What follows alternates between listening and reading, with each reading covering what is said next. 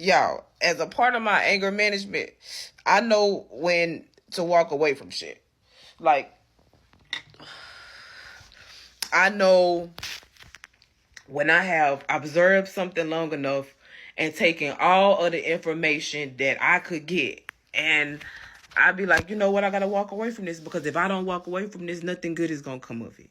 Like, I know me, and I know that regardless of whatever happened, I'm not gonna be able to control myself in this environment. Like, if somebody play with me, I'm going to flash out. Like, I can't help it. Like, it's involuntary.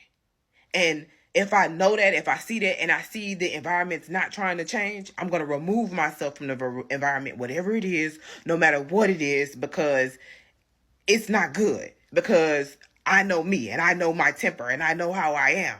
You get what I'm saying? And yes, it might be because, it might be childish, it might be immature, it might be unhealed trauma.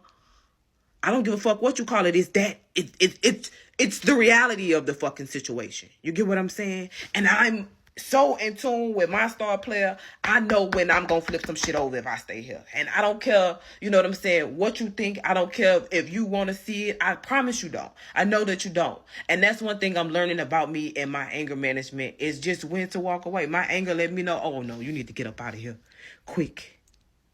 Because if you don't get out of here, something bad is going to happen. Like, we got different indicators, and I think God put my anger in me, like, as an indicator.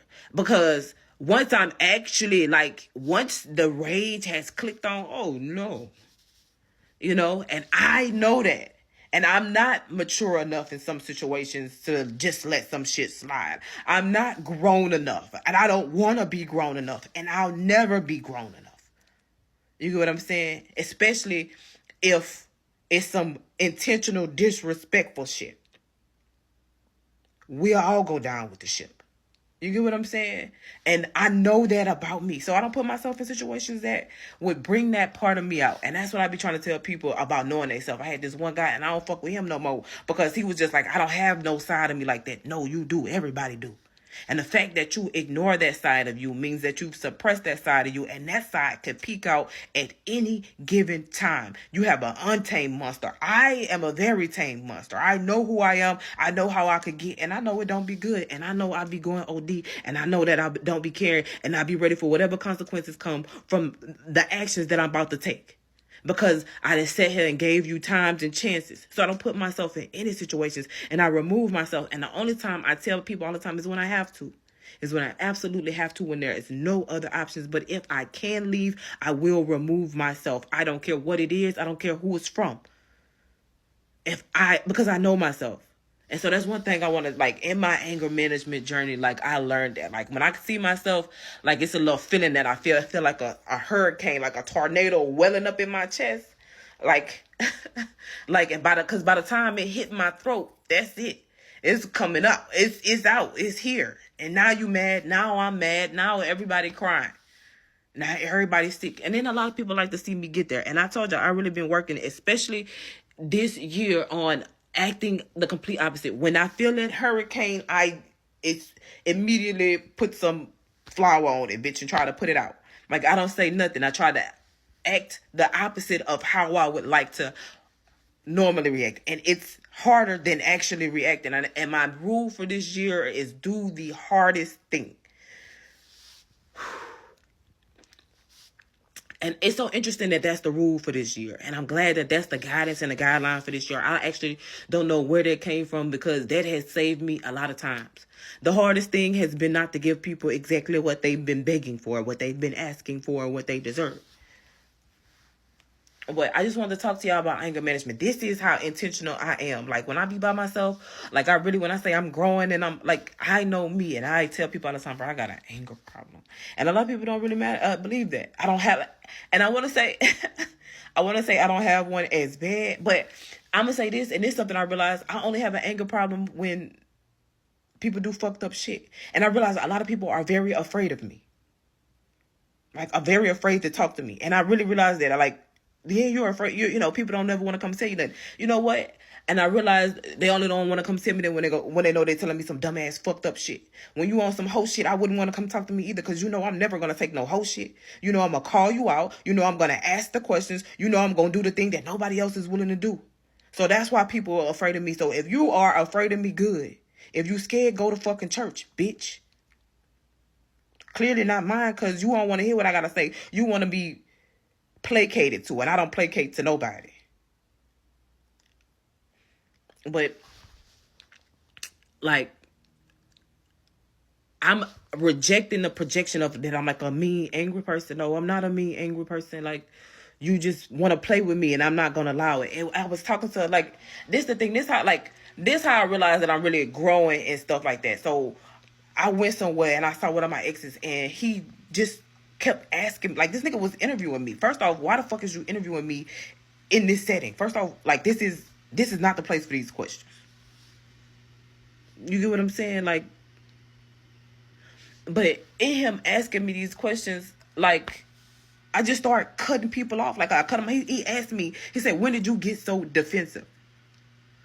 And I realized, like, and I'm talking, and so I apologize. So just me being so vulnerable, I was like, cause somebody like abused, I've been through abusive shit, so I just kind of stand up for myself now. And he, like, one thing he did was apologize for me being abused. That shit made me want to throw up in my fucking face. Cause why did you apologize? I'm sorry that happened to you. I don't give a fuck, nigga. You, like, anyways, like, who asked you to, like, I just told you the information, but, like, it's not that I'm defensive. It's just that I stopped letting people play with me from the jump.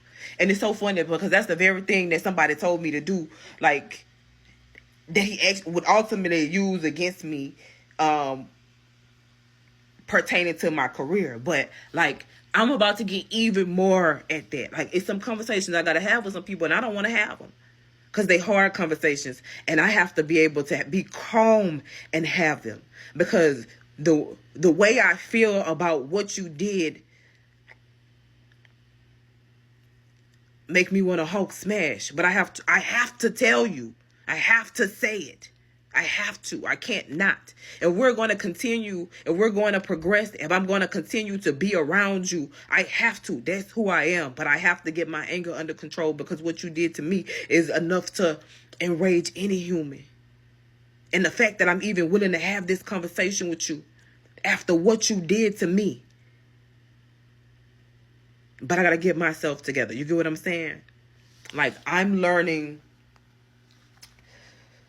I'm really working on my anger. I'm really working on,